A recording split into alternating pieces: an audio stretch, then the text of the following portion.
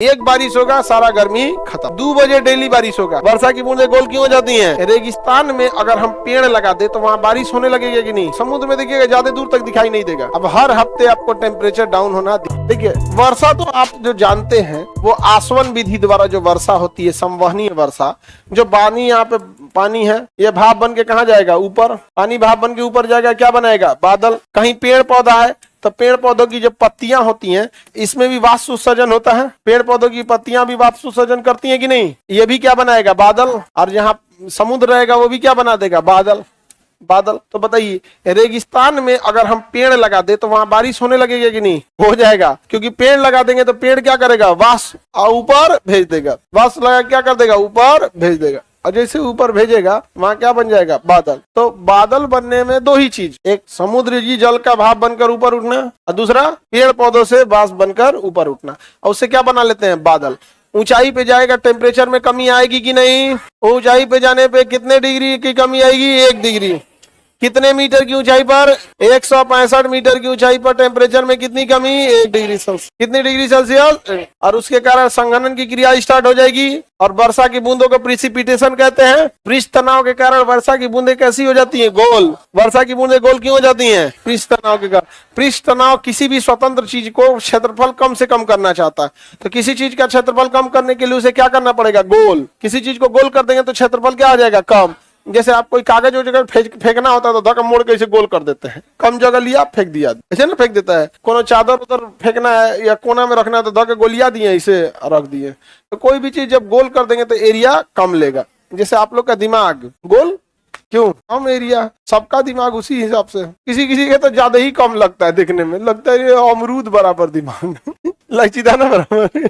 बादल समझ में आ गया? किसी को कोई दिक्कत? तो संवहनीय वर्षा जो होती है वो समुद्री जल या जलवाष्प का ऊपर उठकर बादल बनना और फिर वापस बरस जाना क्या कहलाता है? संवहनीय। कैसी वर्षा? संवहनीय वर्षा समुद्र के पास ज्यादा होगा या ध्रुवों पर? ध्रुवों पे बारिश ज्यादा होगा या कम? ध्रुवों पे कौन वाष्प बनाएगा कि बादल बने? बकलोल सब ध्रुवों पे बारिश करा रहा है सब। ध्रुवों पे गर्मी पड़ रहा है। अभी आज 23 सितंबर है कि 24 सितंबर? कब? कल सूरज चला गया विषुवत रेखा पे। कहाँ चला गया? विषुवत रेखा पे चल गया कल। अरे आज 24 है गधा। ये कर्क रेखा है। क्या है? कर्क रेखा। ये मकर। यहाँ 21 जून को सूर्य आया था। यहीं पे भारत है। मारा लहका दिया भारत को पूरा 21 जून को। समझा गया?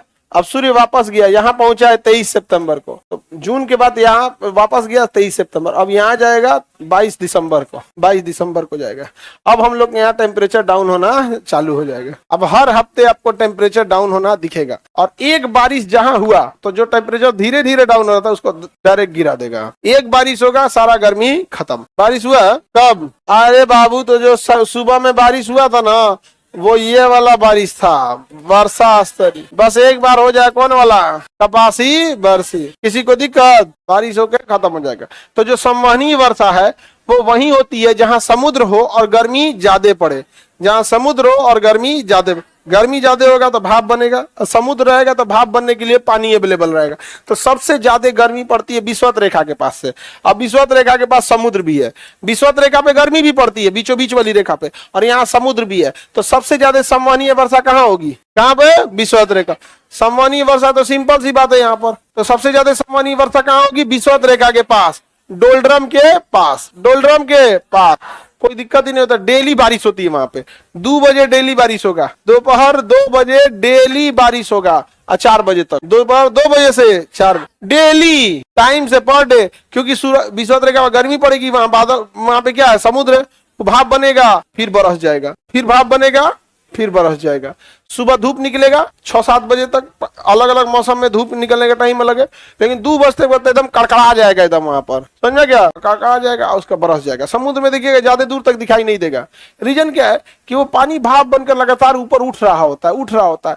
तो आप बहुत दूर तक देखिएगा ना तो वो जो भाप, रास्ते में इतना भाप आ जाता है कि दिखबे नहीं करेगा ज्यादा दूर। समझ में आएगी? नहीं आ गया? नहीं दिखेगा। अब फिर बारिश करा देगा, डेली बारिश कराएगा, डेली। तो विषुवत रेखा पे बारिश कितने दिन पे? किचाहीन हो जाता होगा, लेकिन ऐसा किचाहीन नहीं होता है। वो ज्यादा मूसलाधार नहीं होगा। रिम झिम कैसा होगा? झिमिर झिमिर। कैसे होगा? झिमिर झिमिर। समझ में आ गया? बारिश होगा कहाँ पे? विषुवत रेखा।